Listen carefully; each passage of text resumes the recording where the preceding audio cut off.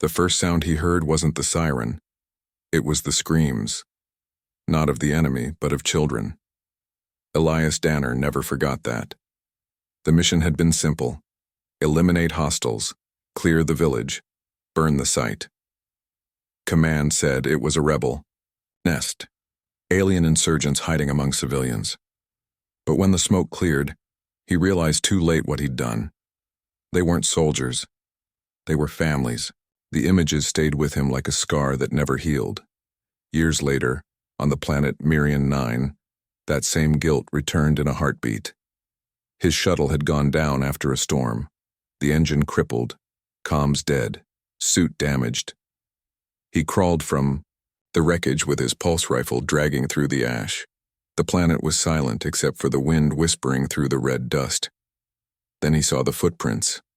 Not human. He raised his weapon, eyes scanning the jagged cliffs. The readings on his visor flickered, motion, heat signatures, faint but alive. He was not alone. As dusk fell, he found shelter in the shadow of a ruined spire, what looked like an ancient temple buried beneath stone. He lit a flare. The red light threw ghostly shapes across the walls, symbols, carvings, something that looked almost human but wrong, twisted, alien. The kind of art that tells a story no one wants to remember. And then he heard it. Movement. A shadow slipped past the edge of the flame. He spun, rifle raised. "Identify yourself." His voice echoed off the stone. No reply. Just that same whispering wind. He moved forward, careful, every nerve on fire. The light from his visor cut through the dust, landing on a figure half hidden behind a column. Not a creature of war, a humanoid, tall, thin, cloaked in fabric that shimmered faintly like liquid metal. Its face turned slowly, eyes glowing faint blue under the dim light. It didn't run. It didn't attack. It just stared at him. Calm, patient, ancient. Elias barked again, "Don't move." But his hands trembled. Something about those eyes. They weren't hostile. They were familiar. He took a step closer, weapon trained. The alien tilted its head slightly, studying him with quiet recognition. Then, in a voice distorted but almost human, it spoke. "You've come back." Elias froze. His blood ran cold. The voice wasn't aggressive, it was tired. "Old. What do you mean, back?" he asked. The alien stepped into the light, revealing a thin scar across its chest. Long, jagged, exactly where he had once fired a plasma shot all those years ago during the raid. Elias staggered backward, his breath catching. "That's impossible." The creature raised a hand, palm open. "You burned our sky," it said softly. "But we rebuilt from the ashes." The realization hit him like a bullet. This wasn't just any alien. This was a survivor. One of the few who had lived through the massacre. His grip on the rifle tightened. "You should have killed me the moment you saw me." The alien's gaze didn't waver. "And become what you were?" The silence that followed felt heavier than any battlefield. Hours passed. The two sat across from each other by the dying flare. Elias wanted to say something, an apology, a confession, but no words would come. His whole life had been spent obeying orders, not thinking about what they cost. And now, here he was, face to face with the ghost of his own sins. He looked at the scar again. "You remember my face?" The alien nodded. "Every face." "Then why save me?" It turned its gaze to the horizon where the faint glow of distant lightning painted the red sky gold. "Because you were never our enemy," it said. "Only lost." Elias didn't know if it was forgiveness or pity. Both hurt the same. The P. Alien rose, extending a hand. "Come. The storm will return soon." He hesitated. "You're helping me?" "Yes. I owe you a choice." "What choice?" "To end as the man who destroyed, or become the one who rebuilds." Elias stared at the offered hand. long, slender fingers glowing faintly in the red dusk. The same hand he had once burned. He took it. As the storm rumbled closer, lightning tore across the sky, illuminating the two figures, soldier and survivor, walking side by side into the dust. For the first time in years, Elias didn't feel like a soldier. He felt human, but deep in his chest, guilt still whispered, and he knew this wasn't over. Because command would come looking for him, and if they found this planet, they'd finish what he started. He turned to the alien. If they come, you'll fight back, won't you? The alien didn't answer. Its glowing eyes just flicked upward toward the thunder. Would you? Elias couldn't. Not yet. As the storm swallowed them whole, his thoughts returned to the night of the massacre, the faces, the screams, the fire, and the one thing he never told anyone. There had been a child that night, standing in the doorway, staring up at him as the world burned. He never pulled the trigger that time. He couldn't. And now, as the wind howled through the ruins, he realized something terrifying. The alien's eyes. That same shade of blue. Could it be? What would you do if you stood face to face with someone who survived your worst mistake? Would you ask for forgiveness or run from it forever? Tell me below. The storm was unlike anything Elias had seen. Not wind and rain, but ash and light. Electric sandstorms raged across Merian 9, swallowing entire ridges in waves of crimson dust. The alien, the survivor, led him through the chaos, their silhouettes vanishing and reappearing between flashes of lightning. They took shelter inside what looked like a fractured monolith, a half-buried structure of black stone and pulsing blue veins. Elias slumped against the wall, his breathing ragged. His visor was cracked, the air thick with static, and his mind, louder than the storm outside, screamed one question. Why him? The alien set down a small sphere that glowed faintly, stabilizing the air around them. You should rest, it said quietly. Elias looked up, eyes narrowing. You still haven't told me your name. The creature paused as if trying to remember. They called me Sarah, it said finally. Before the war. Sarah, he muttered. That's not what I expected.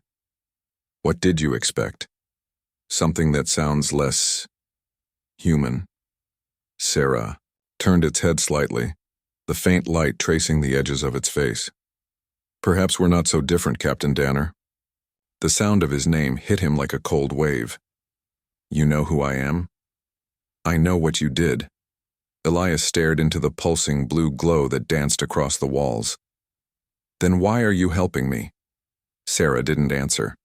Instead, it knelt by the sphere, adjusting something with long, deliberate movements. Elias noticed a faint scar running down Sarah's arm. Deep, healed, but old. He couldn't take it anymore. That night, how many were there? Sarah's hands froze. Too many to count, but I remember one. Elias's heart sank. Child. Sarah turned. Yes. Lightning flashed outside, casting long shadows across the stone. Elias could barely breathe. I saw you, he whispered. In the doorway. I know. Sarah interrupted softly. You lowered your weapon. The silence that followed was suffocating. For a moment, the storm outside didn't matter, only the memory between them, a soldier and a child separated by fire. Sarah looked up. They told us you were monsters, and maybe for a time we believed it. But when you spared me, I learned something. Mercy is rarer than survival. Elias clenched his fists. Mercy didn't save your village. No, Sarah said, but it saved you. He didn't understand. Couldn't. Every breath felt heavier than armor. You don't get it. I don't deserve this. Sarah stepped closer, the blue light rippling across its skin. Deserve has nothing to do with it. Outside, the storm began to ease. Through a crack in the stone, Elias saw faint stars, fragments of the same night sky that haunted him every time he closed his eyes. Sarah noticed him looking. You still believe the stars belong to you, it said. Elias frowned. They belong to no one. Then why do you keep taking them? He had no answer. Sarah motioned toward a narrow tunnel leading deeper underground. There's something you need to see. Reluctantly, Elias followed. The passage was lined with glowing symbols, thousands of them, etched into the walls like veins of light. The deeper they went, the brighter it became until the tunnel opened into a vast chamber. That took his breath away. It wasn't a base, it wasn't ruins. It was a sanctuary. Hundreds of bioluminescent orbs floated gently in the air, pulsing in rhythm like the heartbeat of the planet itself. And beneath them, hundreds of figures, motionless, encased in translucent crystal. Men, women, children, all of Sarah's kind, preserved, sleeping. Sarah stepped beside him. When your army came, we hid the last of us here, those who could not flee, those who refused to fight. Elias walked among the silent forms. They're alive? Barely. The air is thin, the core unstable. The storm is tearing this planet apart, and when it breaks, so will they. Elias stared at the faces inside the crystal. They looked peaceful, almost human. Why show me this? Because you destroyed my home once, Sarah said quietly. Now you have a chance to save it. He turned sharply. What are you talking about? Sarah reached into the sphere it had carried and pulled out a shard of light, a small crystalline object pulsing with energy. This will stabilize the core, Sarah said, but it needs human contact. It needs your DNA. You're part of the same chain now. Elias hesitated. You mean because I... Yes, Sarah interrupted. Because your hands ended what ours built. He stepped closer, watching the shard glow brighter. If I do, this what happens. The storm stops. The core will live. And if I don't? Sarah looked toward the sleeping figures. Then they all die, and this planet dies with them. Elias's throat tightened. Command will never allow it. They'll see it as helping the enemy. Then maybe it's time someone disobeyed. The storm outside rumbled again, closer now, shaking dust from the ceiling. Elias looked around, at the silent faces, at the blue glow wrapping around, the chamber, at Sarah standing so calm despite everything. He thought about the orders, the years of lies, the metals that weighed like chains. And then he thought about the night he destroyed the village, how it had felt to look into the eyes of that child. Now here he was, decades later, standing before that same child grown into something neither human nor alien, but something far greater. Tell me one thing, Elias said quietly. If I do this, if I save them, will it make it right? Sarah met his eyes. Nothing will make it right, but it will make it matter. The ceiling cracked, a thunderous boom shaking the ground. Sarah handed him the glowing shard. It's your turn to decide what survives. Elias stared at it, the light reflecting in his visor, before whispering, maybe I've already decided. What would you do if the only way to heal your past was to save the lives of those you once destroyed? Would you risk everything for redemption? Tell me below. The storm above wasn't just a storm anymore. It had become a living thing. The ground trembled with every pulse, the cavern walls rippling like lungs gasping for air. The blue glow that had once filled the chamber now flickered wildly, as if the planet itself were struggling to stay alive. Elias could feel the vibration under his boots, a deep rumble that wasn't just sound. It was heartbeat. The planet was alive. Sarah stood at the center of the chaos, the glowing orbs circling faster around the chamber's ceiling. The storm has reached the core, Sarah shouted over the noise. If you don't stabilize it now, there's no coming back. Elias held the shard in both hands. It pulsed with energy, synchronizing with his heart rate, faster, louder, until it felt like it was part of him. The light spilled across his armor, reflecting in his cracked visor. Tell me what to do, he yelled. Sarah pointed toward the center of the room. a large crystalline column that rose like a spine out of the ground, glowing faintly through fractures of molten gold. You have to merge it. The shard will bond with your life signal. It will use your pulse to restart the flow. Elias looked up at the towering structure, lightning flashing through its veins. You mean it'll kill me? Sarah's voice softened. It will change you, but maybe that's what needs to happen. Another tremor shook the floor, throwing Elias to one knee. The sleeping figures in the crystal pods began to glow, faintly, weakly, like souls flickering between existence and oblivion. He pushed himself up, fighting the tremor, fighting the weight of the air pressing down on his chest. All those faces, the people he had once turned to ash, now sleeping beneath his feet, waiting for someone to decide if they deserved to wake up. His radio crackled suddenly, Command's voice faint but sharp. Captain Danner, you're alive. We've tracked your signal. Stay where you are. We're coming for you. Elias froze. His mind split between two worlds.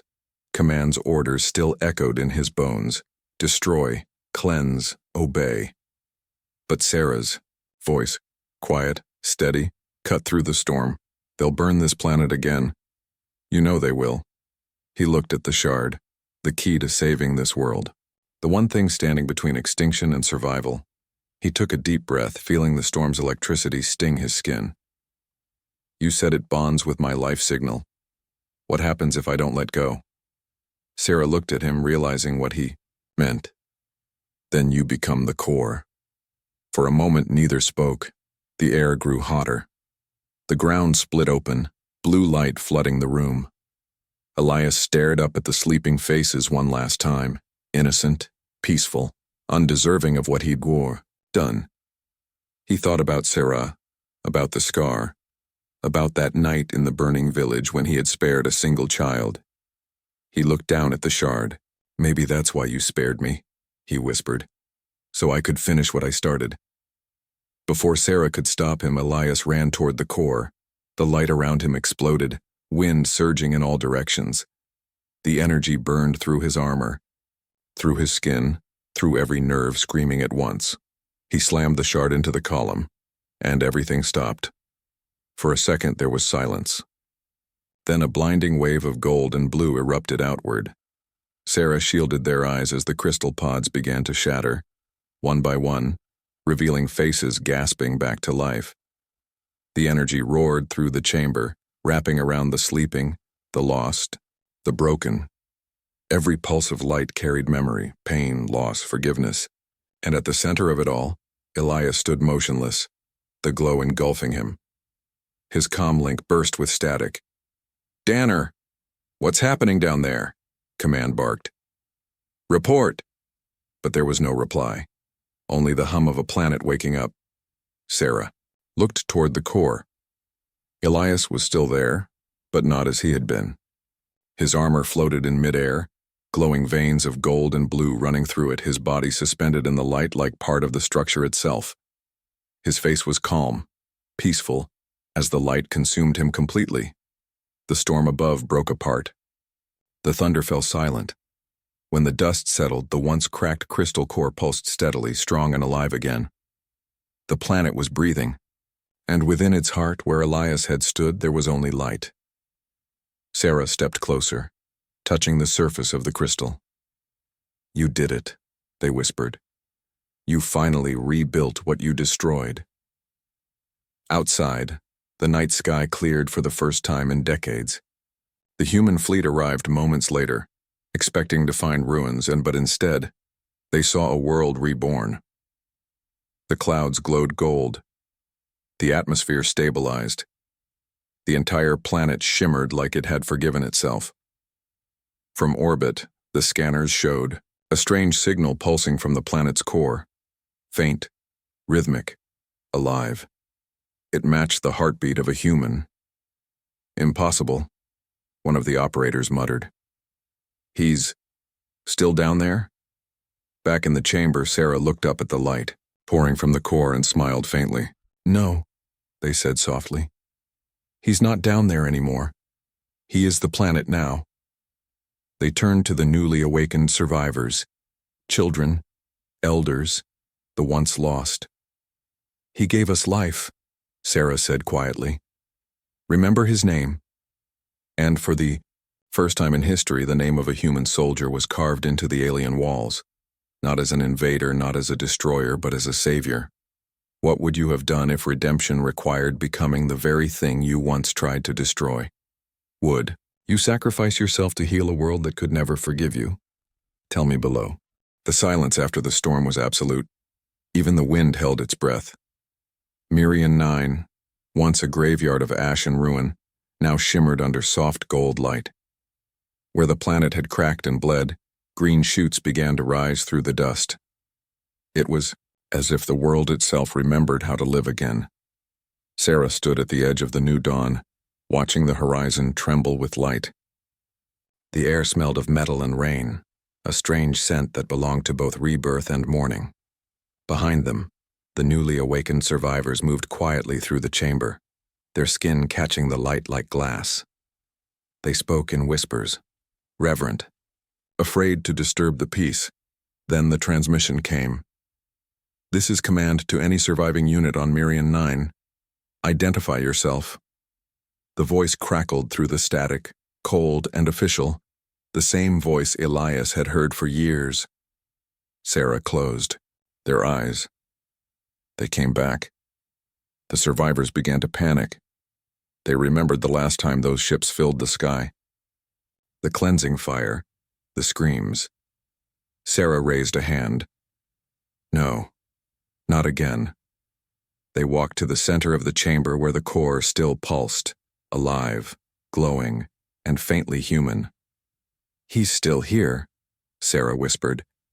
He can hear us. The command voice grew louder. You are harboring unauthorized life forms. Surrender or be purged. Sarah looked up, the golden light reflecting in their eyes. Elias, if you can hear me, you said you would make them see. The ground vibrated beneath their feet. A low hum spread through the chamber, deep, resonant, familiar. The same pulse that once beat inside Elias's chest now echoed through the planet's veins. The survivors looked around in awe. Outside, the human fleet shifted formation, preparing to strike. Missiles armed, systems locked. But before the first shot could fire, a blinding beam of golden light erupted from the planet's surface, a column stretching from the core to the stars. Inside the command ship, monitors flickered violently. The operators shouted over the alarms. What is that energy signature? It's broadcasting something, another voice yelled. On every human ship, screens filled with images, not of war, but of memory. The destruction of the village, the faces of the dead, the moment Elias fired the first shot, and then the moment he chose to save them. His voice followed, calm, steady, echoing through every speaker. This isn't an enemy. This is what we made. This is what we destroyed. And this is what we can still become. Command tried to cut the feed, but the signal wasn't coming from any transmitter. It came from the planet itself. Sarah stepped out of the chamber, into the light. Above, the ships hesitated, weapons still armed but unmoving. The beam intensified, golden particles spreading like dust across the atmosphere, carrying Elias's final message to every corner of the fleet. The image on their screens shifted. Elias standing before the glowing core, his face half lit, half shadowed. You taught me that redemption comes through obedience, his voice said. But redemption comes through truth. If you burn this world again, you burn me with it. Silence. And then, one by one, the ships powered down their weapons. Sarah exhaled, slowly feeling the air grow warm around them. They knew what Elias had done. He had merged himself completely with the planet's neural core. He was Mirian 9 now. His consciousness spread through every vein of light, every gust of wind. He had become what he once destroyed, not as punishment, but as purpose. The fleet withdrew. The beam faded, and the stars returned. Years passed. Mirian 9 became a sanctuary, the first world shared by both species. The scars of war remained, but so did the light. Children grew up beneath skies that glowed faint gold at dusk. They didn't call it the human planet or the alien world. They called it Elias. Every generation, when the storms rolled in, the wind carried a low hum, steady, rhythmic, like a heartbeat. And sometimes, if you listened closely, you could hear a whisper in that hum. Don't let fear make you blind. Because, somewhere in the core of that living world, a soldier who once destroyed everything he touched had finally found peace. Not in forgiveness, but in becoming the light that others could follow. What would you do if your final act could rewrite the meaning of war itself? Would you surrender your life to give a world its future? Tell me below.